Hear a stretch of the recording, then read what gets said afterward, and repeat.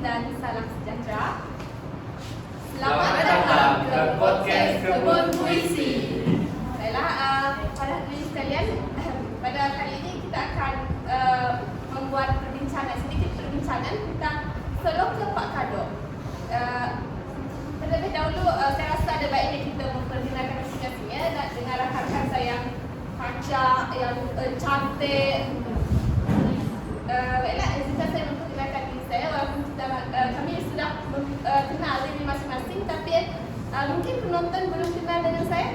Kata orang tak kenal maka tak cinta, kan? Jadi nama saya Zaliani binti Arman. Saya Sophia. Saya Syahriza. Dan saya Lawrence. Seperti yang kita tahu, kami akan membuat analisis berkenaan Seloka Pak Kado. Ini merupakan seloka yang orang kata agak popular, terutamanya dalam kalangan orang dahulu. Tetapi pada masa kini mungkin ada generasi kita yang macam kurang tahu. Mungkin ada di antara kalian yang pernah mendengar Seloka Pak Kado, ada juga yang mungkin belum pernah mendengar. Jadi hari ini saya belanja sedikit rangkap satu untuk Seloka Pak Kado. Okay? Maafkan saya karena saya agak kurang sehat pada hari ini. Tapi saya yakin suara saya mesti merdu ya.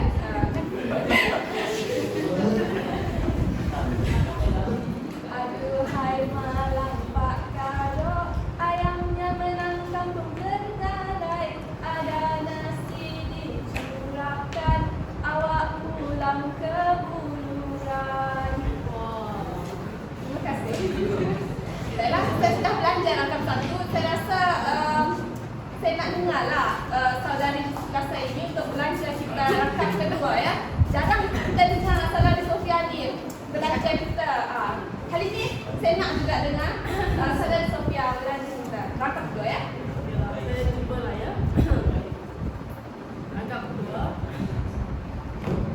Hai more menongka surut, hilir menongka pasang, ada isteri di gunung, nyaris mati oleh tak makan.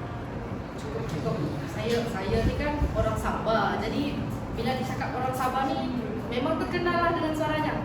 Mungkin tak merdu tapi boleh lah. Jadi saya teruskan ya. Masa belayar kematian angin, saudilah bayu berkumpul, ada rumah bertandang duduk, aduhai malam Pak Kado. Betul lah. Terima kasih. Nampaknya ada orang berderham ya memberi clue sebenarnya kepada kita bahawa dia hendak membelanja kita juga. Dia tak nak kalah, dia nak belanja juga kita. Tapi malangnya Seloka Pak Kado ni ada 3 rangkap saja. Jadi saudara Lawrence boleh pilih mana-mana rangkap. Baik, saya sebagai orang yang pertama lepaskan Seloka ni, saya rasa saya nak melafaz untuk rangkap yang pertama. Cuba, bentar. Aduhai malam Pak Kado, ayamnya menang kampung tergadai. Ada nasi dicurahkan, awak pulang ke buluran. Suara kami ni memang kami ni kumpulan yang terkenal dengan kebenaran suara. Maafkan saya kerana angkat bapak sini. Apa membuang masa untuk sesi satu ni kita akan mengupas tentang tema dan soalan-soalan yang terdapat dalam Seloka Pak Kado. Jadi kalau kita hayati seloka yang kami datangkan tadi, kita akan dapati bahawa tema ni dia ada membawa satu isu yang tak jauh dari kita. Dekat di hati tapi susah ditebak. Tema seloka ni membawa tema sindiran terhadap manusia yang tidak mampu untuk berfikir secara rasional sehingga melakukan perbuatan yang merugikan dirinya sendiri.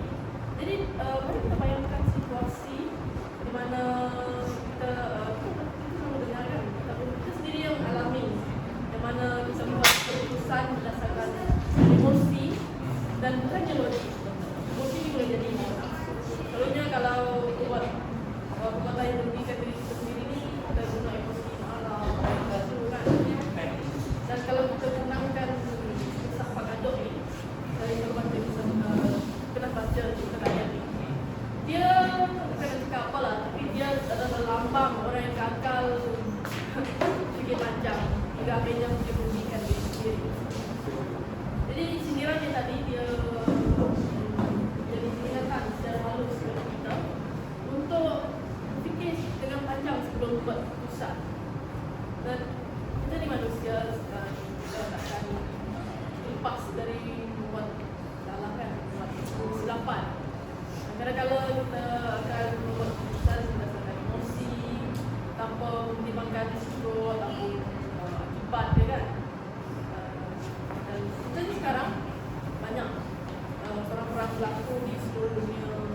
Sebab walaupun perang pernah berlaku sebelum ni, kita sendiri tahu kesan dia kan.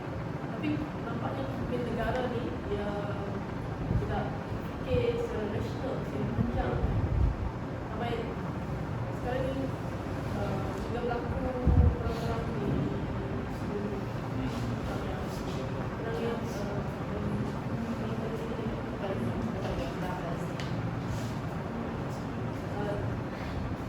jadi kita pergi ke soalan. Sekarang kita gabung soalan. Baiklah, persoalan pertama saya dapati dalam survei ini iaitu penggunaan kepentingan kebijaksanaan dalam membuat keputusan. Dalam persoalan ini kita dapat lihat dalam baris yang kedua iaitu ayamnya menang kampung tergadai.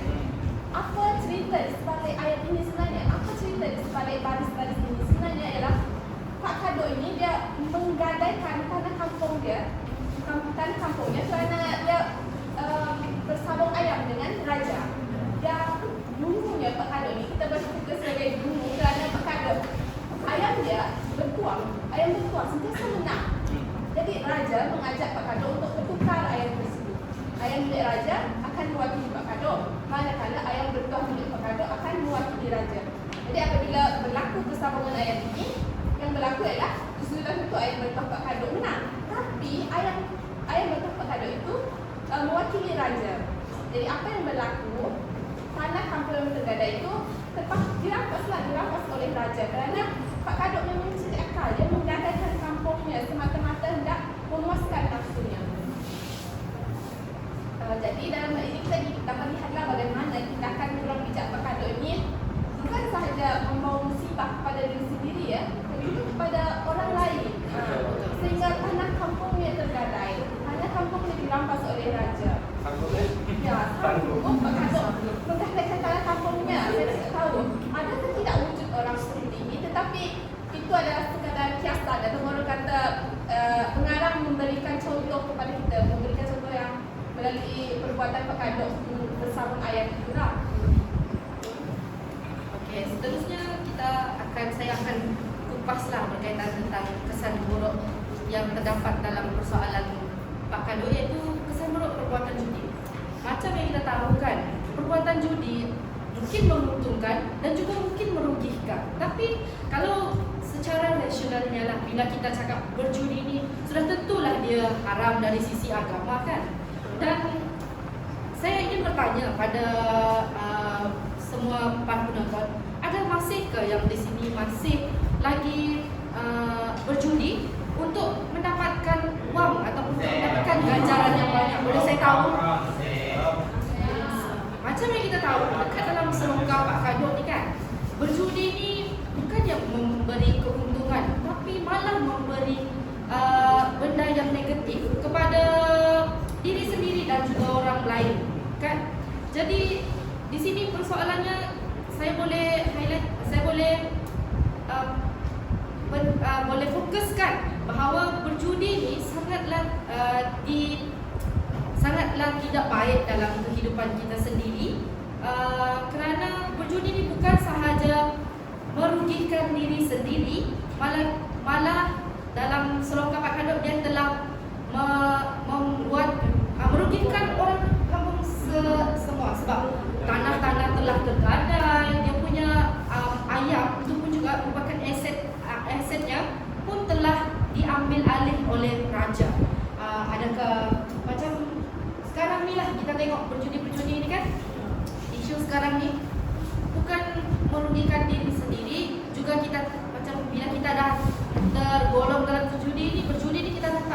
stop lagi. Tak boleh berhenti lagi. Ya betul, tak boleh berhenti lagi dari. Jadi satu tapian. Betul. Dalam masyarakat lain juga kita dapat lihat bagaimana pengarang menjelaskan bahawa seperti ini sebenarnya memang negatif lah, memang negatif sangat dalam kehidupan masyarakat orang Melayu itu dahulu, sehingga berbagai kesentuhan telah diberitahu dijelaskan lah. Baik saudara, jadi pada pendapat saya pula, saya berpandangan bahawa Sloka Pakat ini juga mempunyai persoalan tentang perbuatan yang menekankan bahawa segelintir pemimpin yang mengambil kesempatan terhadap golongan rakyat yang lemah. Jadi pada pendapat saya itu bukan sesuatu yang asing lagi dalam masyarakat kita.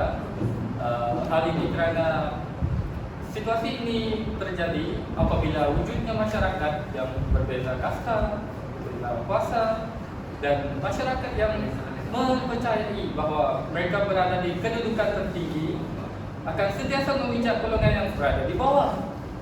Jika kita dapat lihat masyarakat kita pada hari ini, ramai pihak yang berjawatan tinggi, yang berkedudukan tinggi, mereka telah mengeksploitasi manfaat ataupun keuntungan yang dimiliki oleh pihak lain yang durjana, yang marhain, yang tiada kuasa, yang tidak dapat bersuara dalam apa-apa situasi.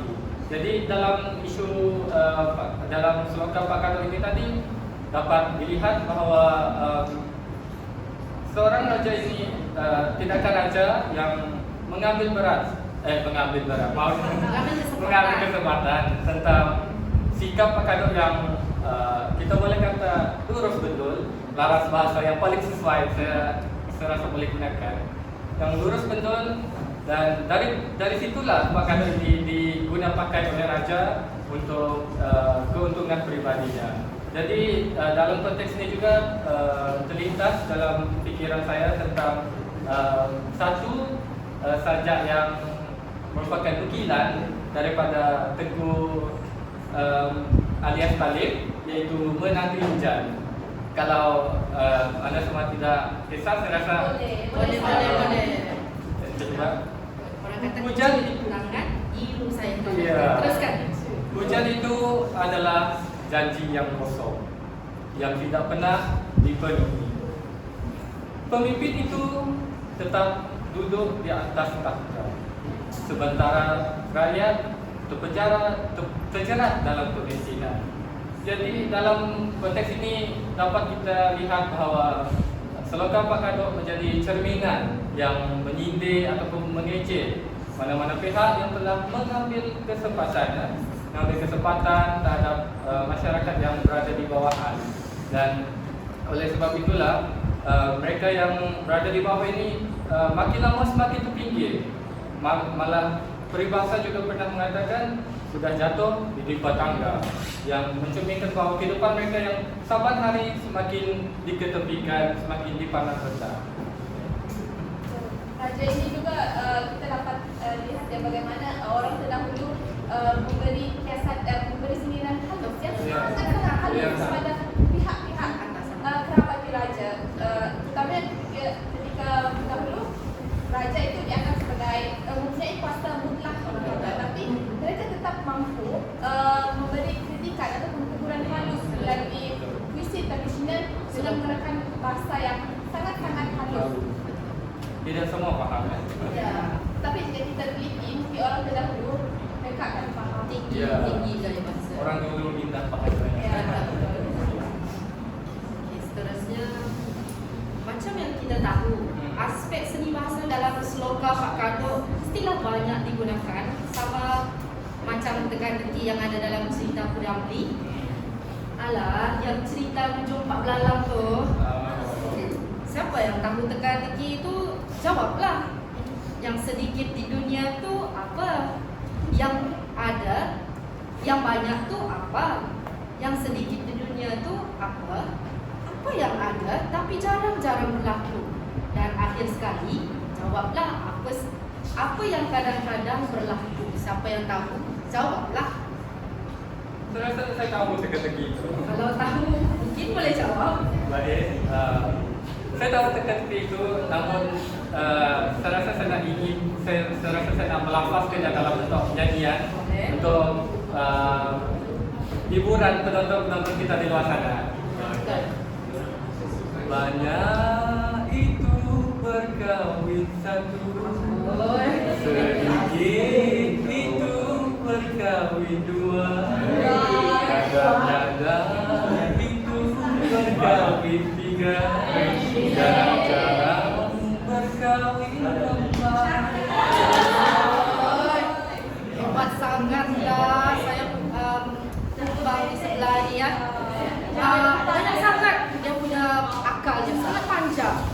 Betul lah tu, yang kahwin banyak, yang banyak tu kahwin satu. Macam sekarang ni kita tengok semua orang kahwin satu. Tapi macam isu sekarang ni banyak pula yang kahwin 2-3 kan? Kita teruskan pula lah. Hangat sekarang ni. Ya, lain pula kita teruskan pula kepada penggunaan gaya bahasa ringkas, iaitu penggunaan metafora. Okey, bahasa metafora ni ialah bahasa hiasan yang selalu digunakan oleh pengarang lah. Contohnya di sini kita boleh lihat dalam Selongkap Pak Kadok ya para penonton, iaitu macam contohnya ingin menggambarkan rasa sakit atau kesedihan yang mendalam dengan menggunakan bahasa hati bagai melati. Kita dapat lihat di situ penggunaan bahasa yang digunakan oleh pengarang terdahulu sangatlah tinggi, gaya bahasa laras bahasanya tinggi. Apabila orang salah tafsir, mungkin akan menjadi makna yang berlainan. Okay? Apa maksudnya saudari? Saya rasa saya pun tidak pernah dengar ungkapan hati bagai melati. Hati bagai melati. Hati ini kita tahulah, hati ini sesuatu yang berharga. Bagai melati pula. Melati ni macam jatuh gugur bunga tu.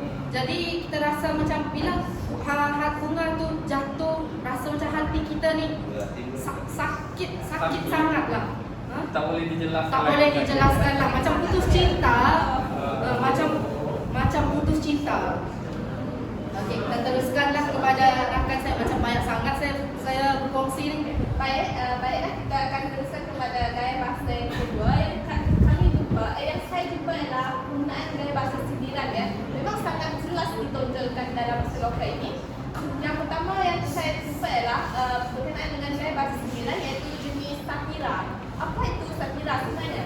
Jadi satira ini merujuk kepada penggunaan humor ataupun macam jenis lelucon digunakan dengan tujuan untuk mentertawakan masalah yang menekankan ejekan, pendidikan moral, sosial atau politik. Jadi kita pergi kepada baris-baris yang saya rasa ada wujud satira dalam seloka ini, iaitu baris ke-5 dan baris ke-6. Baris ke-5 dan baris ke-6 iaitu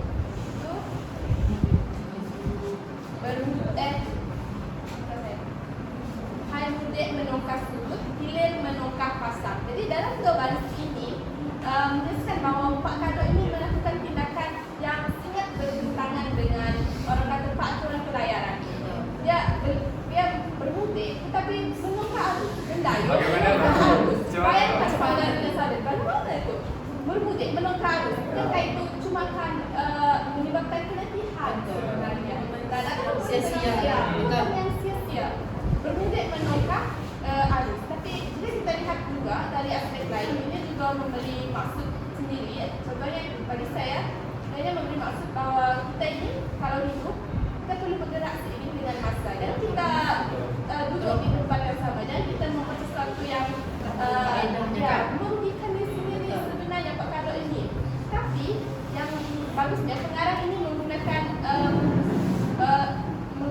lawak ya, menggunakan lelucon untuk memberi teguran kepada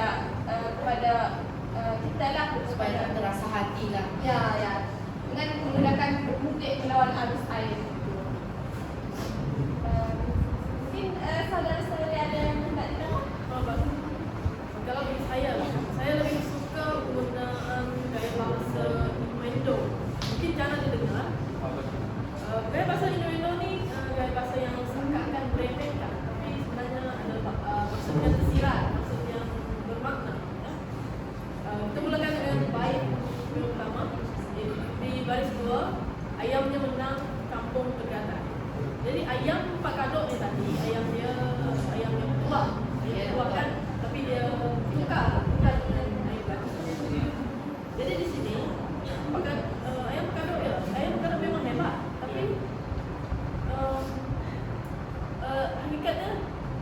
dia apa? Gigi.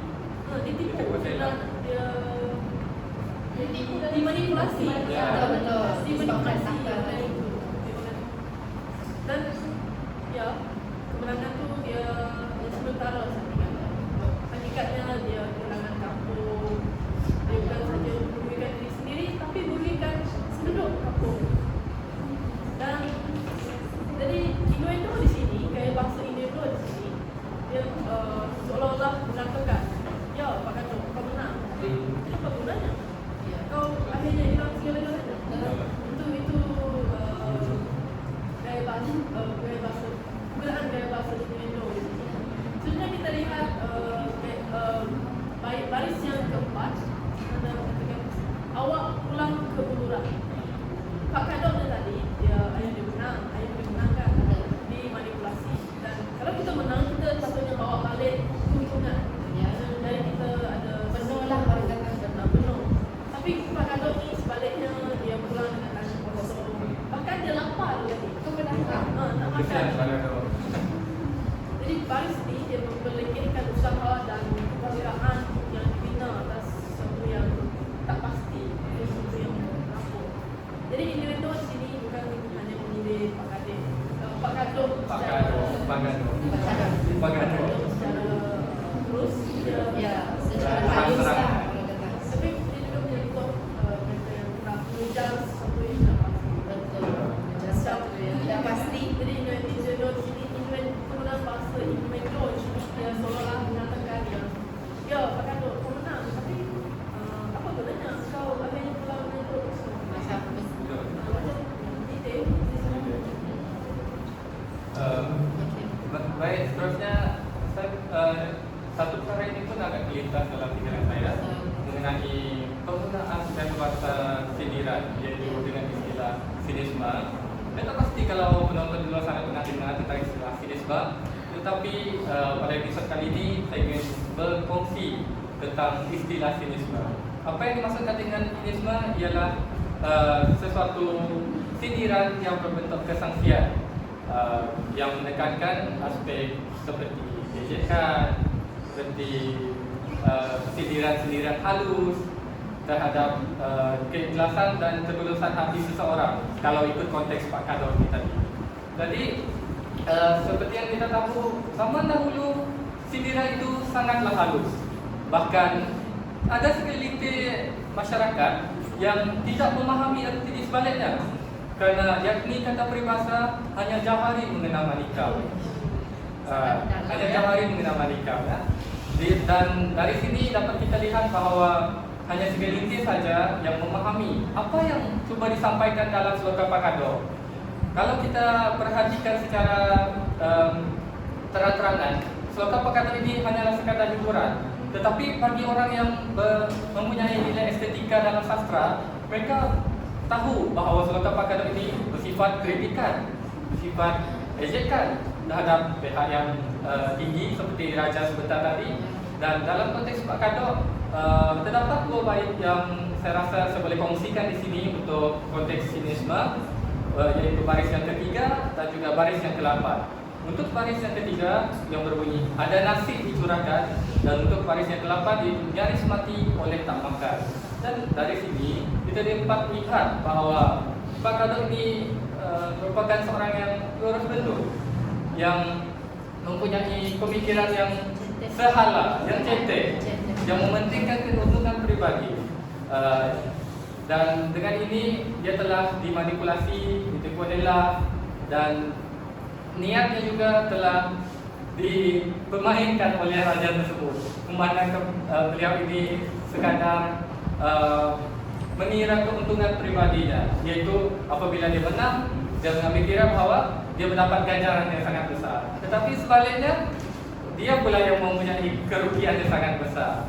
Jadi dari konteks ini kita dapat lihat bahawa sindiran ini sangatlah halus, sehingga perkara ini mengelirukan setengah pihak yang mungkin tidak fasih dan tidak cekap tentang makna sinisme. Dan saya rasa itu yang saya dapat kongsikan untuk konteks sinisme. Baiklah, kita sudah tentang tema, soalan, aspek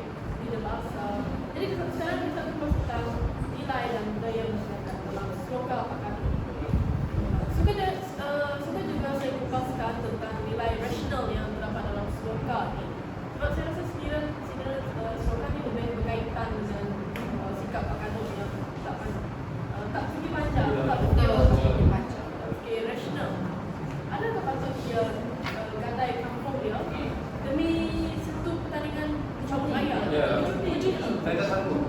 Saya tak sanggup. Sudahlah tanah sekarang susah nak dibeli, Ya. harga mahal. Mahal tanah sekarang. Dia sudah jaga tanah. Tanah kampung lagi tu. Jadi kita lihat dari perspektif budaya, ini adalah peringatan keras kepada kita tentang betapa pentingnya kita menjaga harta dan tanah sebagai langkah penurunan identiti kita. Ya.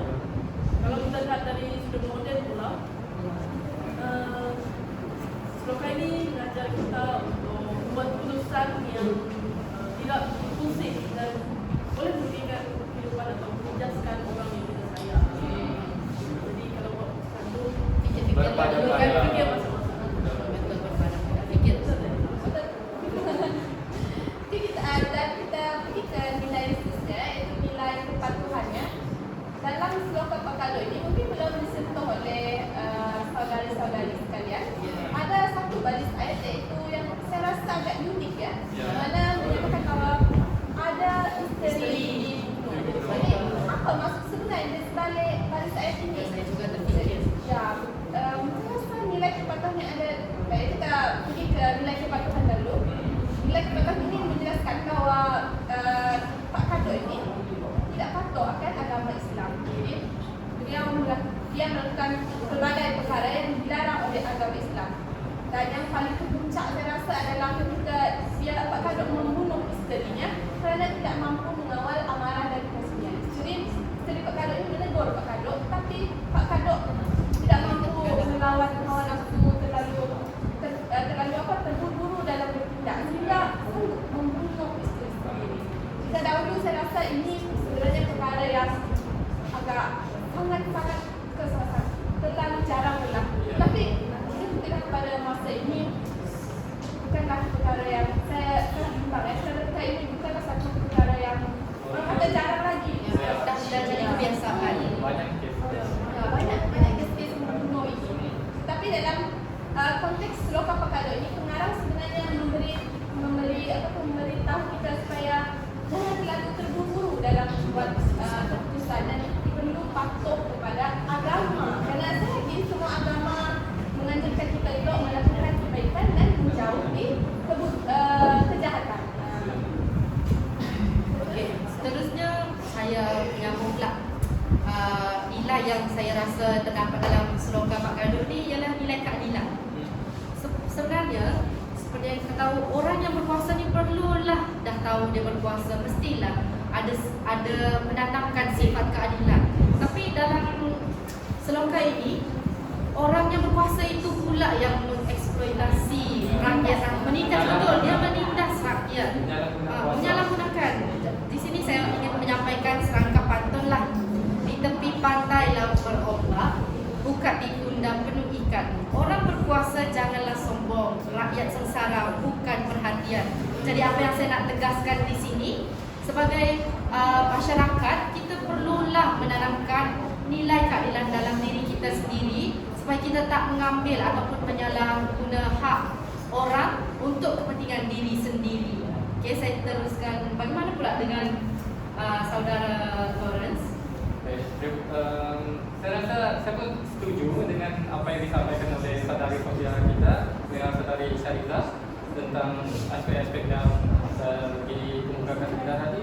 Dan pada pendapat saya juga, saya rasa saya ingin berkongsi tentang satu lagi nilai yang terdapat dalam sloka Pakado, iaitu nilai kejujuran. Apabila kita sebut tentang nilai kejujuran, sudah tentu tindakan tersebut haruslah amanah, haruslah lurus, tiada unsur tipu elak dan sebagainya. Tetapi dalam konteks Pakado, nilai kejujuran ini ditekankan dengan watak Pakado itu sendiri ya, yang sentiasa menginginkan sesuatu dengan tipu elak, dengan cara yang tidak jujur. Dan dalam konteks ini Pakado sentiasa menginginkan sesuatu dengan cara yang tidak jujur, tetapi sebaliknya dia pula yang mendapat kerugian yang sangat besar. Jadi dengan ini juga dapat dilihat bahawa ada satu baris dalam sloka Pakado yang mengatakan bahawa Pak Kado menang bersorak, kampungnya sudah tergadai, yang membawa arti menang bersorak bermaksud menang sementara. kampung tergadai, maksud kerugian lagi besar. Jadi dari konteks ini dapat dilihat bahwa Pak Gadot ini seseorang yang mengimpikan, yang menginginkan sesuatu yang sangat-sangat tinggi. Tetapi di sebaliknya dia pula yang dapat kerugian. Malah orang cakap kalau tak dapat jangan dikejar. Ya, kerana Pak Gadot ini merupakan, kalau ikut situasi sekarang, Pak Gadot ini seorang yang sangat tidak memikirkan risiko. Kalau ada pertaruhan, kalau ada perjudian, dia akan menyerahkan segala-galanya. Dan sesuailah dengan ungkapan yang mengatakan bahwa hanya bergantung pada nasib. Sebenarnya kita telah habis dengan Masa Masa sangat mencuri kita. Dan izinkan saya untuk mungkin melakukan sedikit tentang apa yang kita telah bincangkan tadi ya. Ya, terus. Sebenarnya Seloka Pak Gadot ini merupakan puisi tradisional kan. Ya, betul. Sangat orang kata Warisan. warisan masyarakat dahulu kita. Dan jika kita lihat secara umum, kita tahu bahawa budaya masyarakat Melayu ini sebenarnya banyak menggunakan bahasa-bahasa yang halus untuk membuat sindiran dan guguran. Nyindir bukan maksudnya bukan maksudnya untuk menjatuhkan, tapi membinakan. Bina orang untuk jadi lebih baik orang kata. Ya, saya pun selalu juga dengar tentang Seloka Pak Gadot, yang mana masyarakat Iban juga mempunyai satu lagi versi untuk Pak Gadot, yaitu cerita apa yang selalu baik. Tetapi saya rasa saya akan simpan dan kongsikan untuk episode yang akan datang. Okey. Dan ini juga sudah jelas menunjukkan bagaimana orang Melayu ini banyak menggunakan kata-kata berlapik Ya. dengan lelucon dan nakal, tetapi ada isi. Ada isi unsur. betul. Ada makna. Bagaimana akal di masyarakat Melayu ini sangat bijak menggunakan